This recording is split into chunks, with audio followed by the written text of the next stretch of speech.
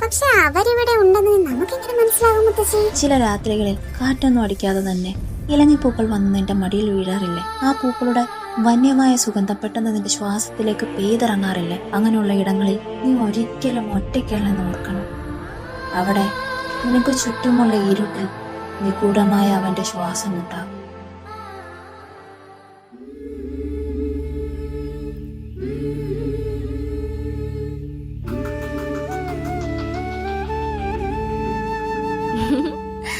അതന്നെയാണല്ലോ എനിക്ക് വേണ്ടത്. എനിക്ക് കാണണം മുത്തശ്ശി, ഒരു ഗന്ധർവനെങ്കിലും.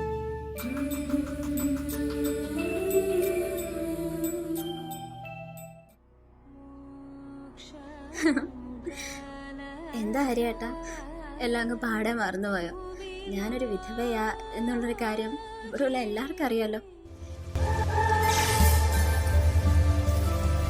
അയ്യോ എന്റെ അമ്മ, നിനക്ക് ആരോടും പറയാൻ പറ്റാത്ത സങ്കടങ്ങൾ കേട്ടിരിക്കാൻ ഒരാളെയല്ലേ വേണ്ടേ?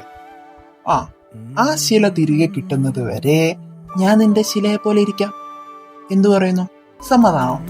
നിന്നിഴൽ പോലെ കൂടെ വരാം ഞാൻ, നീ എന്റെ സൂര്യനല്ലേ.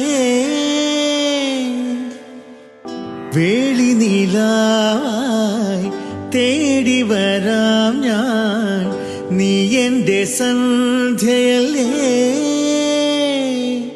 അന്നഗ്രഹാര രാത്രിയിൽ തേരുവന്നപ്പോൾ കരതാരിൽ നമ്മൾ മൺചെരാതും കൊണ്ടു നടന്നില്ലേ.